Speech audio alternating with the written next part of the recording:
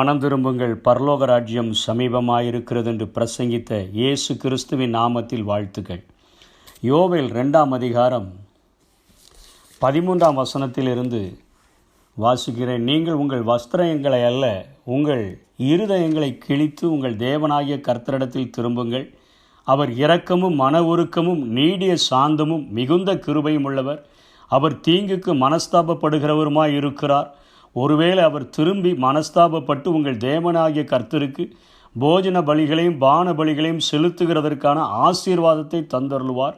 சீயோனிலே எக்காலம் ஊதுங்கள், பரிசுத்த உபவாச நாளை நியமியுங்கள், விசேஷித்த ஆசரிப்பை கூறுங்கள், ஜனக்கூட்டத்தை கூட்டுங்கள், சபையை பரிசுத்தப்படுத்துங்கள், முதியோரை சேருங்கள், பிள்ளைகளையும் பாலுண்கிற குழந்தைகளையும் கூட்டுங்கள். மணவாளன் தன் அறையையும் மணவாட்டி தன் மறைவையும் விட்டு புறப்படுவார்களாக என்று சொல்லி இங்கே யோவேல் தீர்க்கதரிசி இஸ்ரவேல் ஜனங்களுக்கு ஒரு தீர்க்க தரிசனம் சொல்லுகிறதை பார்க்கிறோம். தேவனுடைய தண்டனைக்கென்று நியமிக்கப்பட்டவர்களாக, பின்மாற்றத்திலே வாழ்ந்த, தேவ கோபாக்கினையின் பிள்ளைகளாக, கீழ்ப்படியாமையின் பிள்ளைகளாக இருந்த அந்த ஜனங்களுக்கு ஒரு மனம் திரும்புதலினுடைய மாட்சிமையை இங்கே யோவேல் பிரசங்கிக்கிறதை பார்க்கிறோம். நீங்கள் உங்கள் வஸ்திரங்களை அல்ல, உங்கள் இருதயங்களை கிழித்து தேவனாகிய கர்த்தரிடத்தில் திரும்புங்கள். அவர் எந்த அளவுக்கு நீதி உள்ளவராக விளங்குகிறாரோ அந்த அளவுக்கு அவர் அன்பு உள்ளவராகவும் அவர் இருக்கிறார் என்பதை விளக்குவிக்கும் வண்ணமாக இந்த பகுதி சொல்லப்படுகிறது. தேவன் எவரையும் தண்டித்து துன்புறுத்த விரும்புவதில்லை. ஆனால் மனிதன் விரும்பியே பாவம் செய்து தண்டனை வாங்கி கட்டிக்கொள்கிறான். எத்தகைய ஆபத்திலும் தேவன் ஒரு மனிதனுக்கு கொடுக்கிற ஒரு வாய்ப்பு தான் மனம் திரும்புதல் என்பதை வேதம் நமக்கு சொல்லிக் கொடுக்கிறது. இயேசு கிறிஸ்து பூமியிலே வந்தபொழுது இருளில் இருக்கிற ஜனங்கள் பெரிய வெளிச்சத்தை கண்டார்கள். மரண இருளின் திசையில் இருக்கிறவர்களுக்கு வெளிச்சம் உதித்தது என்று சொல்லி பார்க்கிறோம். அவரும் வாயை திறந்து பிரசங்கித்தது, மனம் திரும்புங்கள், பரலோக ராஜ்யம் சமீபமாக இருக்கிறது. இதற்கு அர்த்தம் என்ன? தேவனுடைய இருளிலே வாழ்கிற நீங்கள் தேவனுடைய தண்டனைக்கு பங்குள்ளவர்களாகிய, தேவனுடைய தண்டனைக்கு உரியவர்களாகிய நீங்கள், உங்களுக்கென்று ஒரு வாய்ப்பு கொடுக்கப்படுகிறது. அந்த வாய்ப்பிலே உங்கள் இருதயங்களை கிழித்து நீங்கள் கொஞ்சம் திரும்பி வந்தால், நீங்கள் உங்களுடைய பழைய பாவத்தின் நின்று கீழ்ப்படியாமை நின்று நீங்கள் திரும்பி வரும்பொழுது ஒரு வாய்ப்பை பெறுகிறீர்கள் என்கிறதை உணர்த்துவிக்கும் வண்ணமாகத்தான் இங்கே இயேசுவும் புதிய ஏற்பாட்டிலே பிரசங்கிக்கிறார். யோவேல் தீர்க்கதரிசியும் அங்கே இருக்கக்கூடிய இஸ்ரவேல் ஜனங்களுக்கு அப்படி சொல்லுகிறார். ஆண்டவர் ஒருவேளை உங்களுக்கு திரும்பவும் அவர் அன்புள்ளவராக இருக்கிறபடினாலே ஒரு வாய்ப்பை உங்களுக்கு கட்டளையிட முடியும். திரும்ப அவருக்கு நீங்கள் போஜன பலிகளை பான பலிகளை செலுத்துகிறதற்கான ஆசீர்வாதங்களை என்பது தேவனுடைய சந்நிதானத்திலே நீங்கள் நெருங்கி வருவதற்கு தேவையான வாய்ப்பை ஆண்டவர் உங்களுக்கு அளிக்க முடியும்.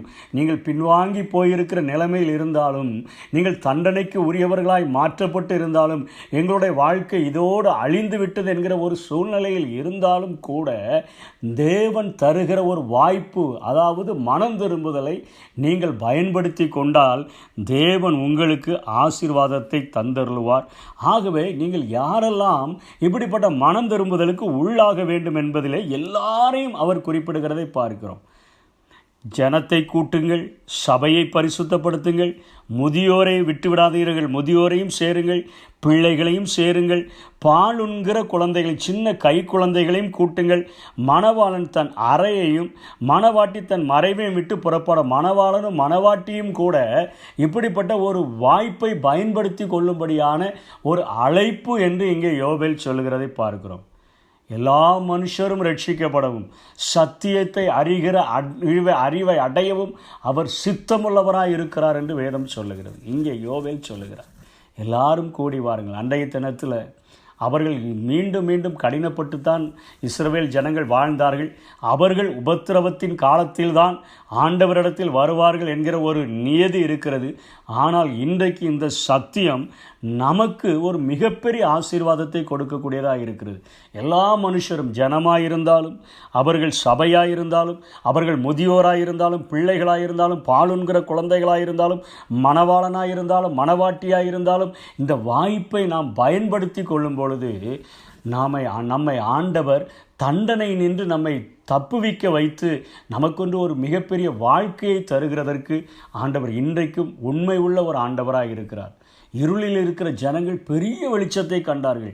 இனி என் வாழ்வில் வெளிச்சமே வராதே, என் வாழ்வில் இனிமேல் வெளிச்சம் எங்கே உதிக்கப் போகிறது, என் வாழ்வு இதோடு முடிந்து விட்டது என்று சொல்லி இருக்கிற ஜனங்களுக்கு ஒரு பிரகாசத்தை தரும்படியான ஒரு வாய்ப்பைத்தான் வேதம் மனம் திரும்புதல் என்று அழைக்கிறது. உலகத்திலே ஆதியிலேயே இந்த பூமியை குறித்து வேதம் எழுதுகிறது, பூமியானது ஒழுங்கின்மையும் வெறுமையுமாய் இருந்தது. தேவ ஆவியானவர் ஜலத்தின் மேல் அசைவாடி கொண்டிருந்தார்.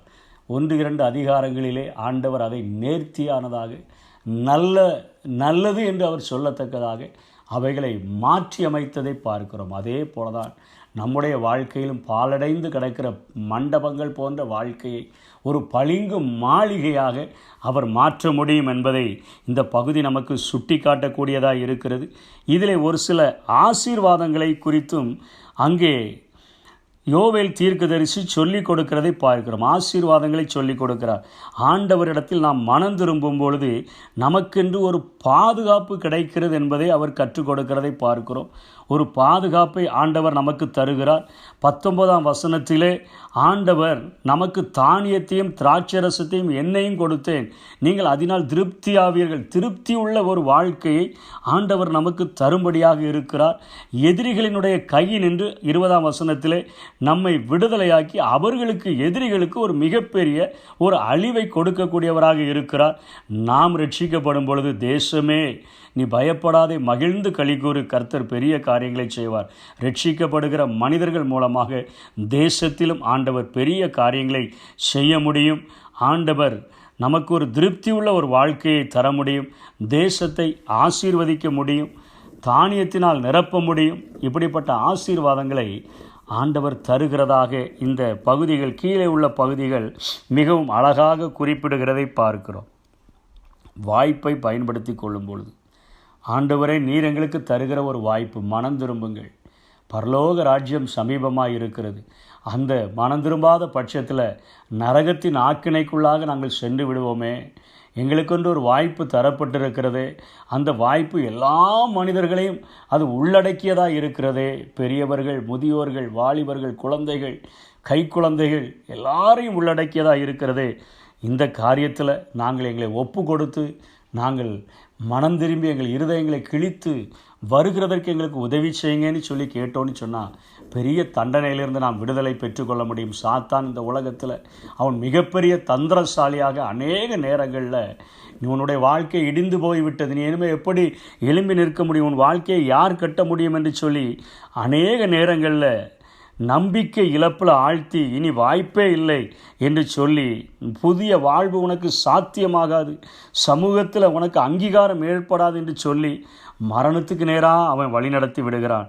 இந்த சூழ்ச்சியை வெல்ல ஆயத்தமாகும் பொழுது ஆண்டவருடைய வார்த்தைகளை நம்பி நாம் மனம் வருந்தி நாம் திருந்த ஆயத்தமானால் தேவன் இறங்குகிறதற்கு, அவர் நமக்கு உதவி செய்கிறதற்கு, நம்முடைய வாழ்விலை நம்மை புதிய சிருஷ்டியாக மாற்றி பாலடைந்த மண்டபம் போன்ற நம்முடைய வாழ்க்கையை பளிங்கு மாளிகையாக மாற்றி உலகமே ஆச்சரியமாய் பார்க்கக்கூடிய அளவிற்கு நம்முடைய வாழ்க்கையில் மிகப்பெரிய ஒரு அற்புதத்தை செய்ய முடியும். இந்த மனம் திரும்புதலினுடைய மாட்சிமையை அறிந்து கொண்டு இன்றே இரட்சணியினால், இன்றைக்கே அனுக்கிரக காலம், அதை புரிந்து கொண்டவர்களாக இருதயங்களை கிழித்து மனம் திரும்புவோம்.